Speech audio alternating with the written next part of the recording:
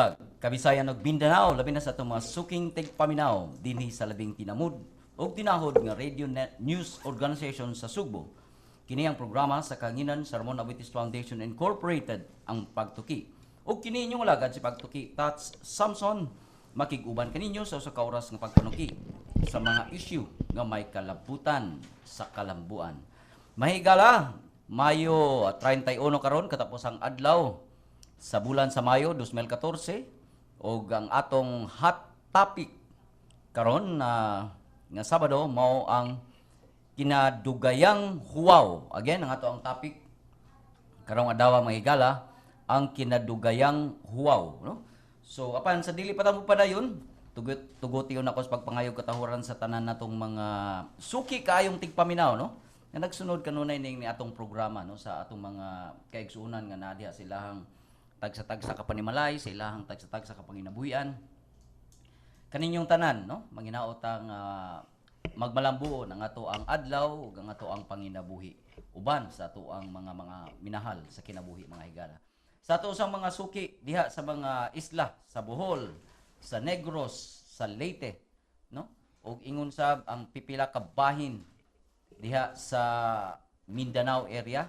So kaninyong tanan ug ingon man sab sa ato ang mahal nga probinsya sa Sugbo.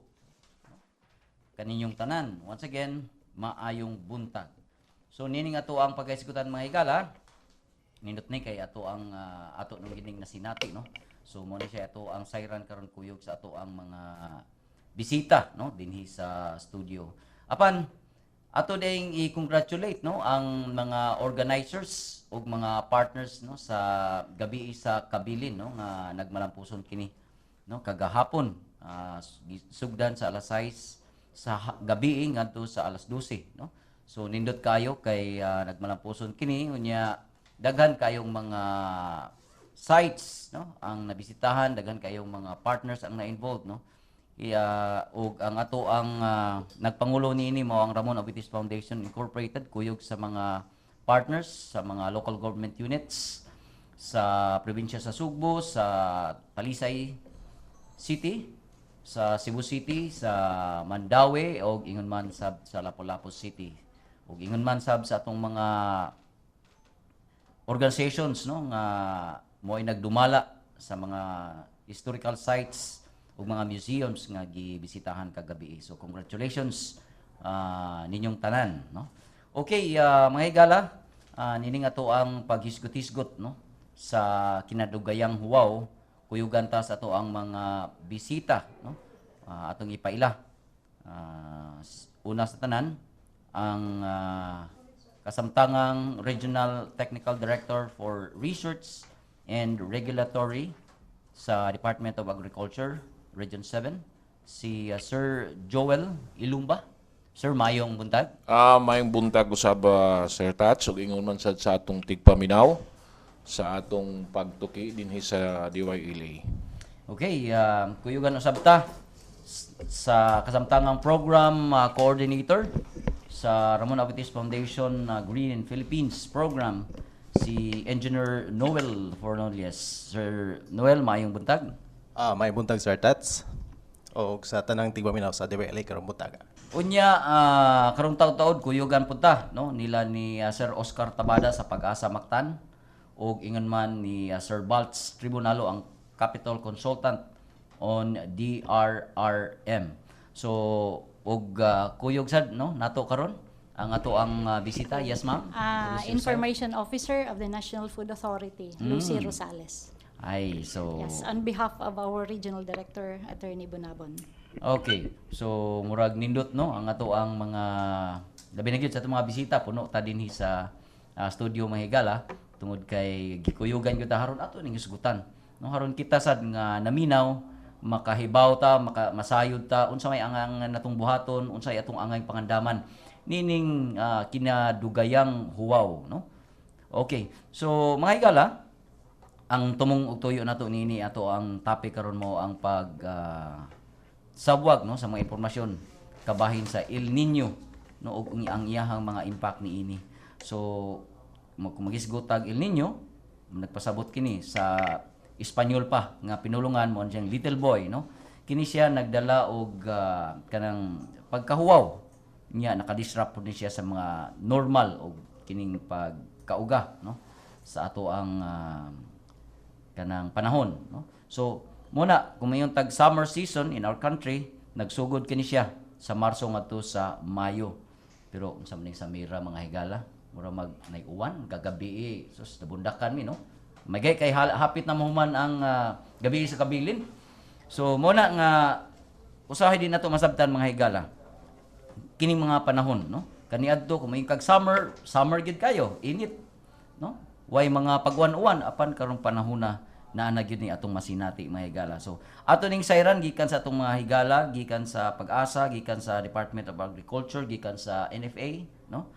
O uban pang mga ahensya nga ni uban nato haron kita katagaan og igong kasayuran, no, kabahin ining maong paghuwaw, no, sa kanato nga atong nasinati karong buntaga.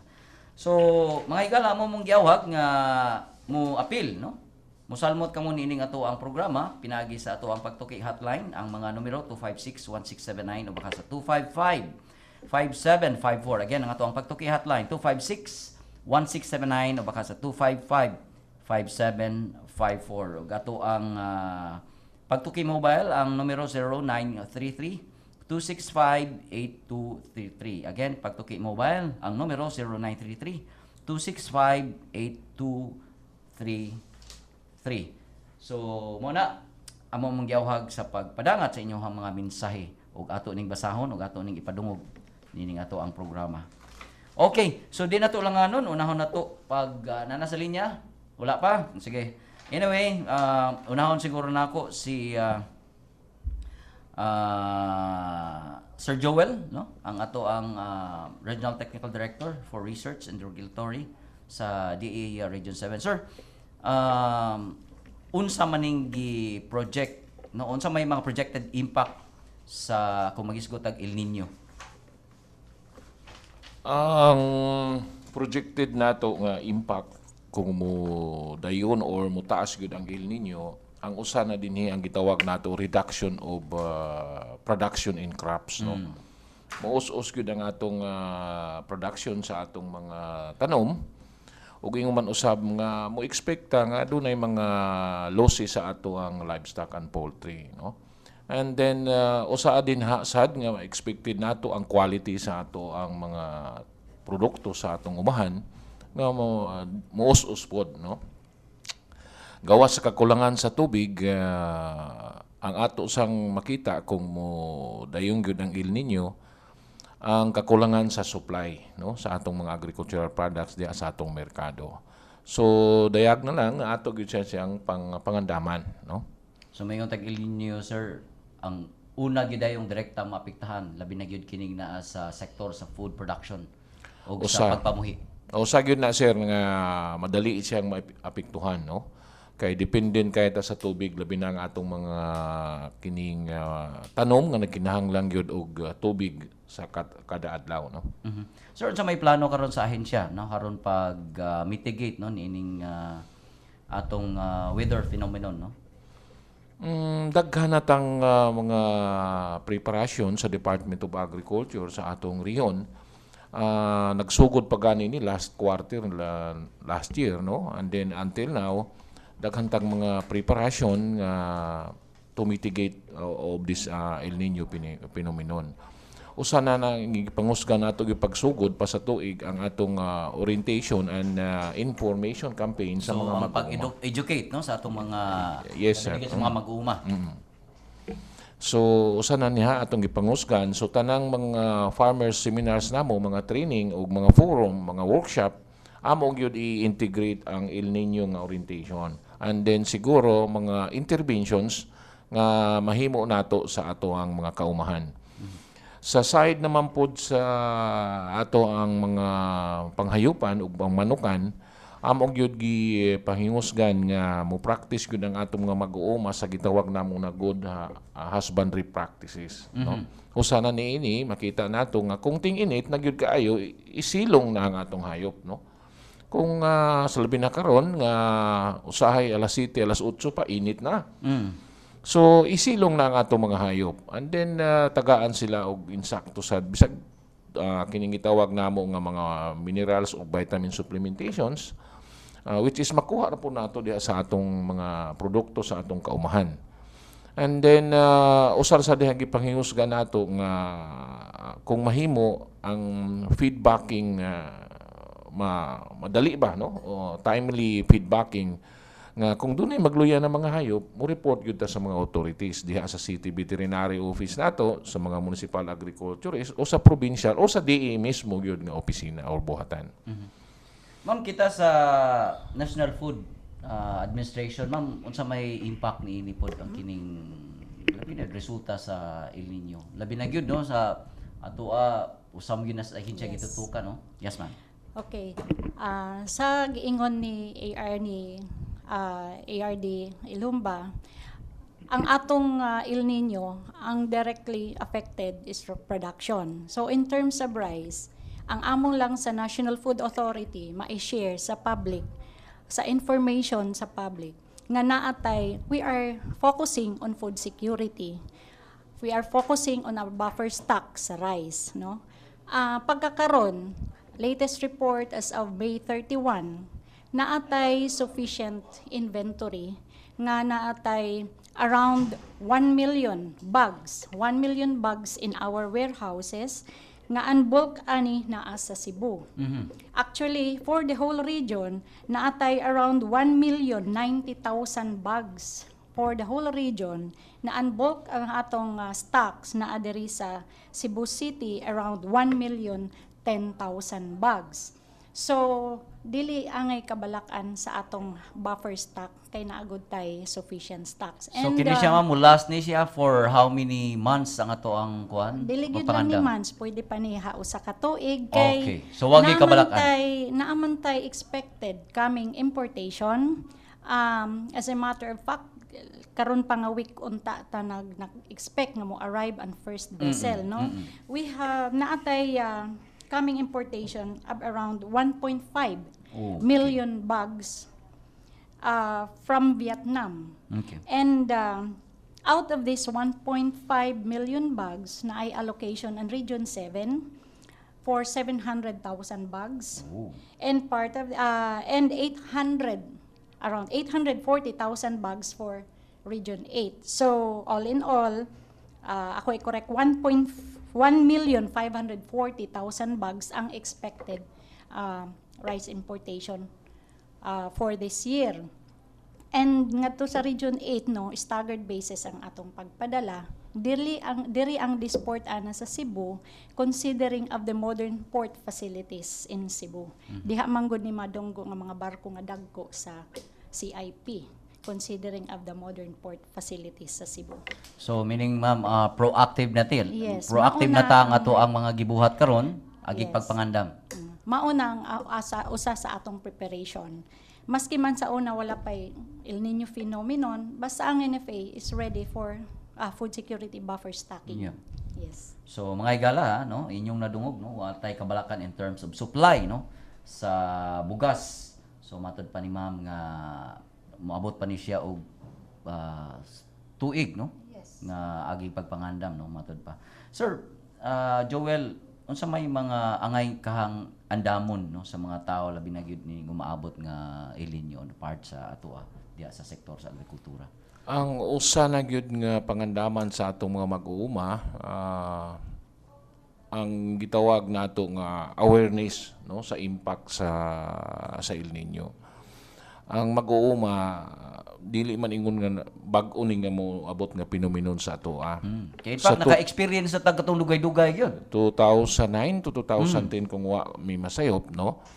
Diin naka-experience gyud tag taas-taas nga huwaw pod no nga ang El Nino phenomenon mo ilang gitawag. Karon based sa pronouncement sa Pag-asa, mahinabi man siguro po nato si Dr. or Director Tabada. Nag-ingon siya sa among forum kay gimbitar man sa namong siya sa DE nga ang El Nino dili pa nila matawag nga mild, severe or kining strong gyud nga El Nino no. So unless siguro nga moabot gyud ang kining gitawag nato nga El Nino unsang buwana, expected Manila nga mga hinapos sa June, no? Or mukabat nga gyud sa gitawag nato nga last quarter, and the impact will be felt nato by the first quarter, no? So ang mga farmers nato sa pagkakaroon nangandam na sab, no? Nangandam na sab sila. Sa kabahin sa Department of Agriculture, we are positioning sa mga buffer stock sa mga drought resistant varieties. Kung rice ang atong pagkaisugutan, doon na tayong mga drought resistant varieties nga nakaposition sa atong mga provincial offices o diya sa atong region nga ready for distribution sa atong mga farmers kung mo kuan gyud ang modayon gyud ang El Nino nato. And then we are also closely monitoring sa pagkakaroon sa atong mga water irrigation facilities, no? Labi na sa Bohol, kaya ang atong Bohol mo'y naghatag nato og 70% sa atong rice production sa Central Visayas, no? Ya doon na sa tay mga dagko na mga irrigation system nga tuwa dito, no? So we are monitoring closely sa water level nila.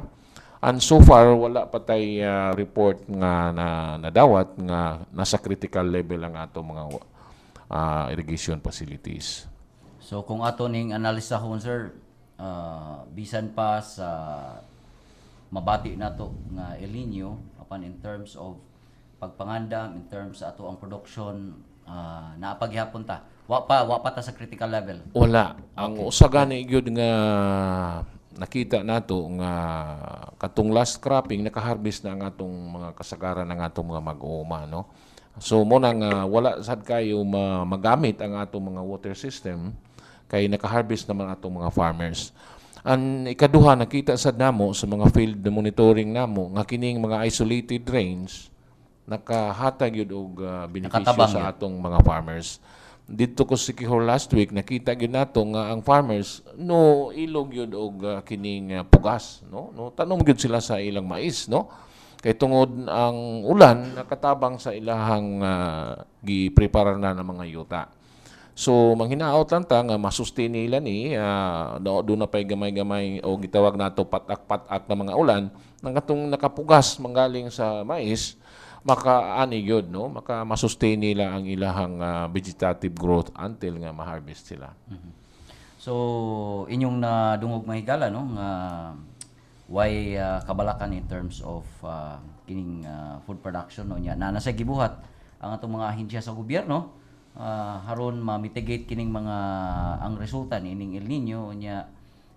Ang importante lang kayo na our part ang matud pa ni Sir Joel nga ang feedback, no, kung unsa may mga panghitabo diha sa inyong lugar, unsa inyong mabati, unsa inyong mamatikdan nga maka santa o makadaot no sa ato ang mga kalihukan diha sa agrikultura na ay mga offices diha sa inyong duol ipahibaw dayon haron matagaan dayon og pagtagad, no, ang mga panginahanglanon nga inyong naobserbaran mga higala.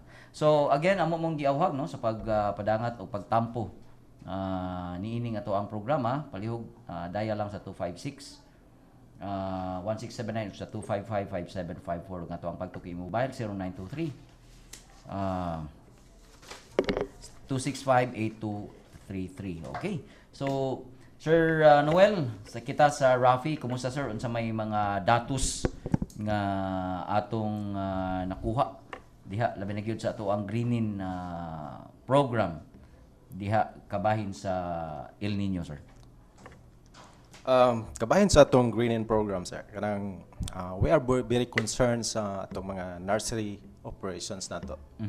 Especially nga natay mga partners, no, LGU and DepEd. So part of the component sa greening is nursery. So in raising seedlings we need water.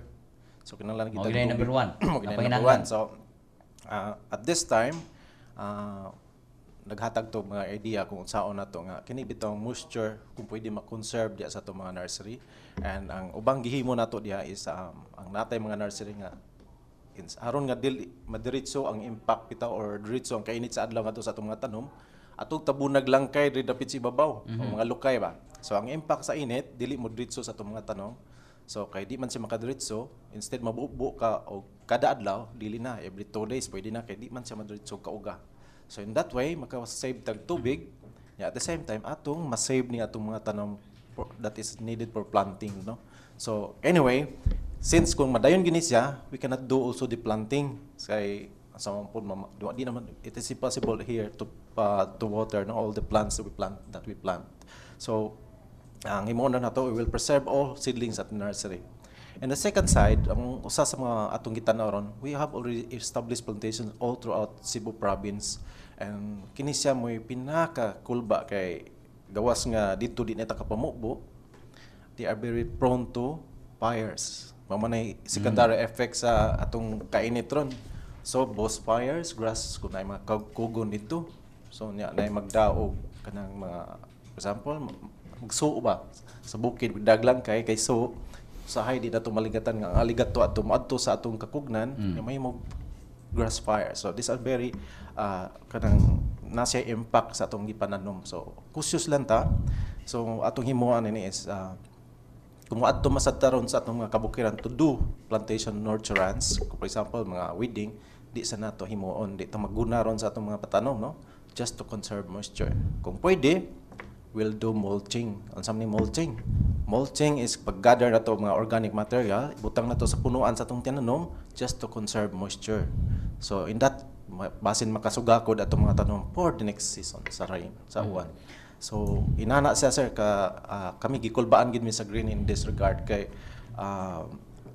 kuan na siya, dako kay siya impact niya. You know at this time na we really need all the plants o kani mga kahoy na to gi-establish.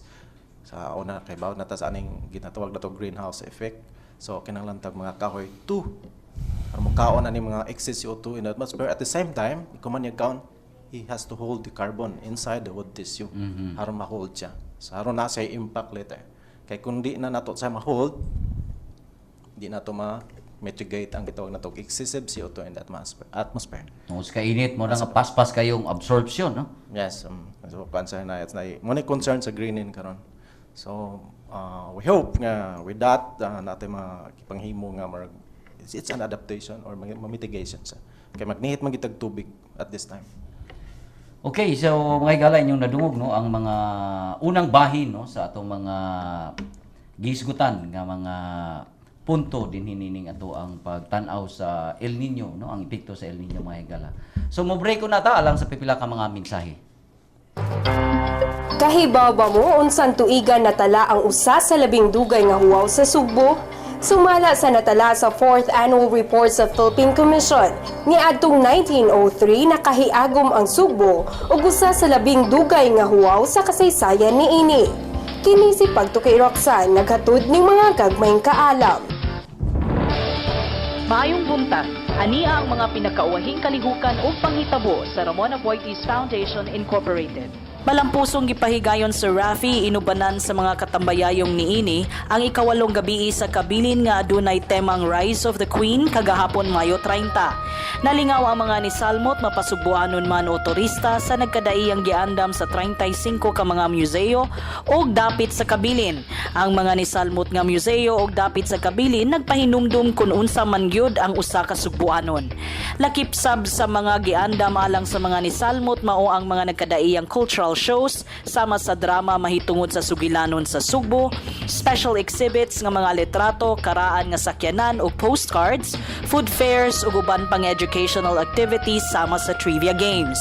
Nagsentro ang gabi sa kabilin karong tuiga giunsa sa Sugbo isip Queen City of the South, paglambo og nahimong labing sikat nga metropolis niining bahin sa nasod. Ang gabi sa kabilin gipaluyuhan sa Rafi ug sa katambayayo nga mga nagkadaiyang museums nga ni Salmot, pangagamhanan sa mga syudad sa Sugbo, Lapu-Lapu, Mandaue ug Talisay sa lalawigan sa Sugbo, sa Department of Tourism Central Visayas, lakip man ang National Commission for Culture and the Arts. Sa laing bahin, pagatambayayungan sa Rafi ug Department of Education kun DepEd 7 ang paglangkob sa pasikaran sa bugsay ngadto sa primary education curriculum sa mga tinunan sa grade 3. Pormal nga gilagdaan ang maong panagtambayayong nila ni Rafi President Roberto Bago Bobby Aboitis, Rafi Chief Operating Officer Dominica Chua, ug DepEd 7 Regional Director Dr. Carmelita Dolangon ug Curriculum and Learning Management Division Chief Dr. Luz Handayan. Subay sa maong panagtambayayong hatagan sa Rafi ug Akong Bugsay Learning Materials,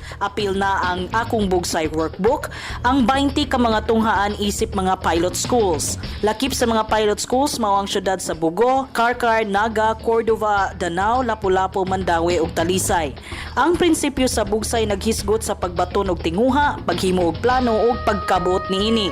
Kay numduman nga sa niaging tuig gilunsad ang Akong Bugsay Children's Book nga gisuwat ni Amaya Aboitis nga kanhing nangulo sa Dolores Aboitis Children's Fund sa Rafi. Ug mao kini ang mga nahitabo karong simanaha sa Ramon Aboitis Foundation Incorporated.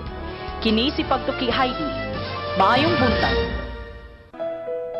May higayon pa sa pagtuboy sa mga bayani sa inyong komunidad. Kini kay gilugwayan ang deadline sa Ramon Aboitis Foundation Incorporated Triennial Awards, ang nag-unang Social Development Award sa Kabisayan ug Mindanao. I-download ang nomination form gikan sa www.rafi.org.ph/triennial awards. Ipada ang nahabang form ngadto sa Ramon Aboitis Foundation Incorporated, 35 Lopez Haina Street, Cebu City 6000 o sa mga drop-off center sa inyong rehiyon. Alang sa dugang kasayuran, tawag sa telepono 032-418-7234, local 105 o sud sa facebook.com/rafi.org.ph. Mahibusab nga mo text sa tibuok pangan sa nominado space iyang address o telepono space pangan sa nagtuboy sa 0933-5144-005 alang sa Sun, 0949-7643-525 sa Smart o 0927-5768-055 sa Globe. Katapos ang pagpanawat sa nominasyon sa Mayo 31, 2014.